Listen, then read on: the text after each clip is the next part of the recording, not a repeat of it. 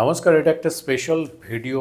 25 March যে lunar eclipse হচ্ছে, চন্দ্রগ্রহণ হচ্ছে, তার ওপর বেস করে এই ভিডিওটা তৈরি করা হচ্ছে। কি করা উচিত, কি করা উচিত নয়, do and don'ts during this period নিয়ে এটা মূলত ভিডিওটা।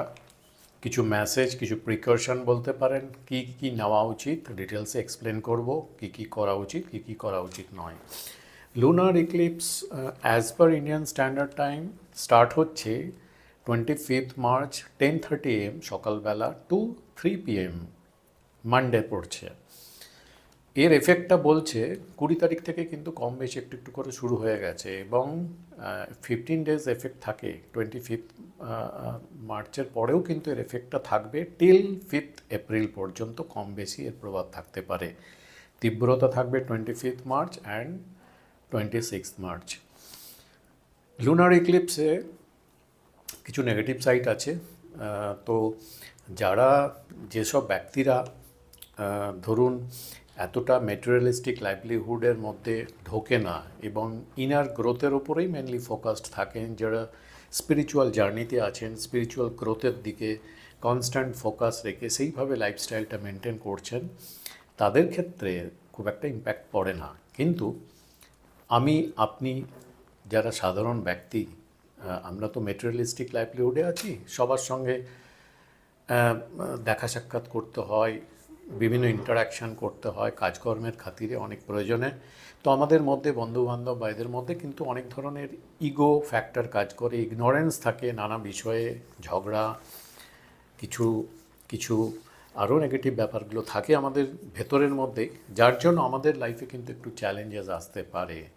25 মার্চ লুনার ইক্লিপস কী হতে পারে, কি করা উচিত, কি করা উচিত না, আমি 5টা পয়েন্ট বলবো, ডিটেলসে আলোচনা করব। এগুলো আপনাদের অনেক হেল্প করতে পারে, ফলো করার চেষ্টা করুন। চলুন শুরু করছি।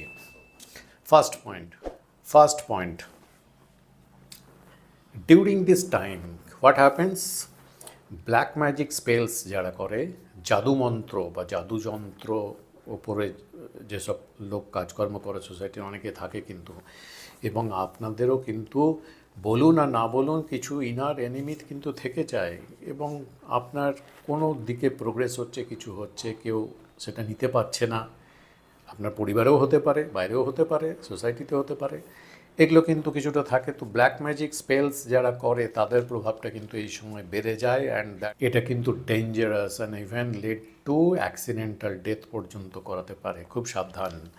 তো যারা আপনার মনে হচ্ছে যারা এনিমি, যারা who follows dirty means of black magic spells, তাদের থেকে একটু দূরে থাকুন, এবং তারা যদি কিছু করে দেয় এই সময়টাতে খুব অ্যাক্টিভ হয়, তার জন্য আপনাকে কিন্তু খুব সাইলেন্ট একটা স্টেটে, কুল স্টেটে থাকতে হবে। যারা আছে মনে করছেন তাদের সঙ্গে আপনি কোনো ফাইটে, কোনো কোয়ারল, ঝগড়া এরকম কিন্তু আগামী 15 ডেজ এরকম মধ্যে কিন্তু যাবেন না। মনে রাখবেন ব্ল্যাক ম্যাজিক যারা করে তাদের এই নেগেটিভিটিটা সবথেকে বেশি কাজ করেন যখন যখন আপনি নেগেটিভ মাইন্ডে বেশি থাকেন। when you become negative and your state of mind always in a angry state, তখন কিন্তু এর অ্যাটাকটা বেশি হয়। যখন আপনি সাউটিং করছেন খুব বেশি, ফাইটিং মেজাজে আছেন, তখন কিন্তু এর অ্যাক্টিভিটিটা, নেগেটিভ এফেক্ট কিন্তু আপনার উপর বেশি ক্রিয়া করে। So better to stay cool and control your mind. Peaceful মাইন্ডে থাকার চেষ্টা করুন। প্র্যাকটিস ডিপ মেডিটেশন, এটা পাবেন। এবং একটা খুব ভালো মন্ত্র আপনারা সকালবেলা, রাত্রিবেলা, মানে সন্ধেবেলা, রাত্রিবেলা না সন্ধেবেলা 108 বার এই মন্ত্রটা করতে পারেন, যেটা আপনারা সবাই জানেন, বিষ্ণু মন্ত্র, ওম নমো ভগবতে বাসুদেবায়। এই মন্ত্রটা 108 বার করে করুন এই সময়টা, স্পেশালি এই 15 ডেজের জন্য। পয়েন্ট নাম্বার 2, এই সময়টা এই যে যারা আপনার এনিমি আছে ভেতর থেকে তো চাইছে, তো এর একটা এনার্জি, নেগেটিভ এনার্জি কিন্তু আপনার দিকে ফ্লো হতে পারে। এতে কী হয়, আপনার যে রিলেশনশিপ, ম্যারেজ রিলেশনশিপ, পার্টনারের সঙ্গে রিলেশনশিপ, সন্তানের সঙ্গে রিলেশনশিপ, কারোর সঙ্গে ডিপ রিলেশনশিপ, বন্ধুবান্ধব, এগুলো কী করে, এগুলো ডিস্ট্রয় করে এবং আপনাকে ডিপ্রেশনের দিকে ঠেলে দিতে পারে। খুব সচেতন থাকা উচিত এবং এই পার্টনারের সঙ্গে রিলেশনশিপে যাতে কোনো রকম ব্রেক না হয়, তার ইভেন্টটাই যাতে না তৈরি হয়, তার জন্য আপনাকে সজাগ থাকতে হবে।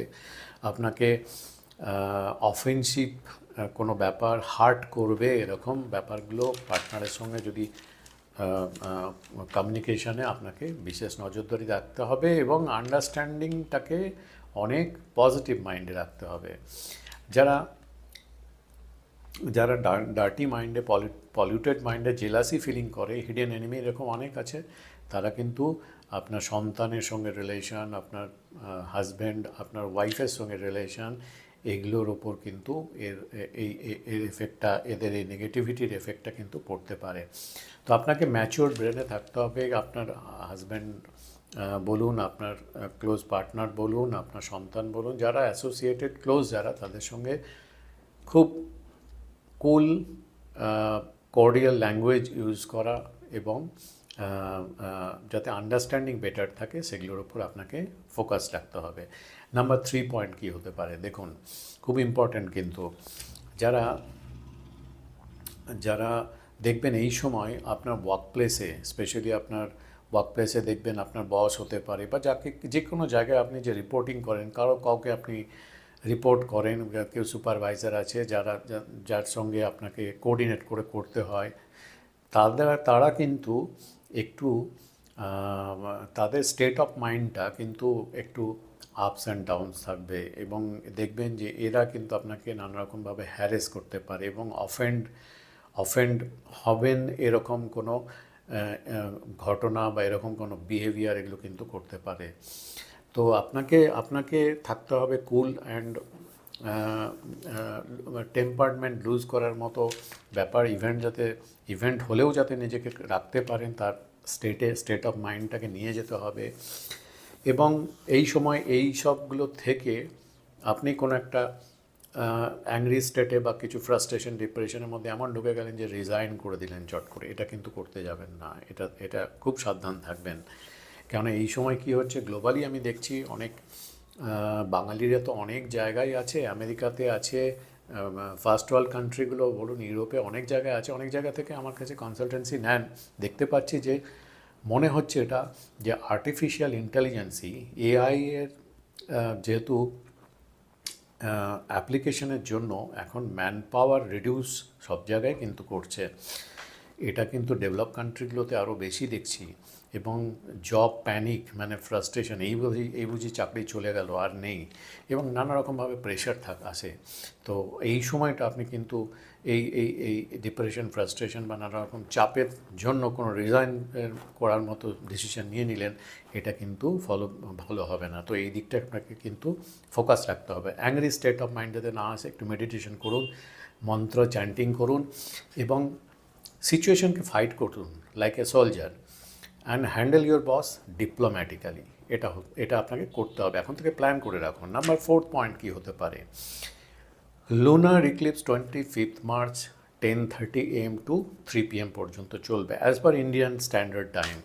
তো এই সময়ে better to avoid physical relationship, avoid sex, as if you are planning for a child, and please avoid sex during this time. দেখা গেছে আগের অনেক এক্সপেরিমেন্টাল কেসে দেখা গেছে এই সময়ে কনসিভ করার ফলে যে চাইল্ড এসছে পৃথিবীতে, তাদের কিন্তু মেন্টাল সাফারিং অনেক দেখা গেছে, অ্যাংজাইটি, ডিপ্রেশন, ফ্রাস্ট্রেশন এইসব চাইল্ডদের মধ্যে অনেক বেশি থাকতে দেখা গেছে। সো যদি আপনি if you are a follower of সনাতন Vedic astrology, Sanatan Dharma, better to avoid this thing, especially 25th and 26th. Number 5th and last point, lunar eclipse. During lunar eclipse time,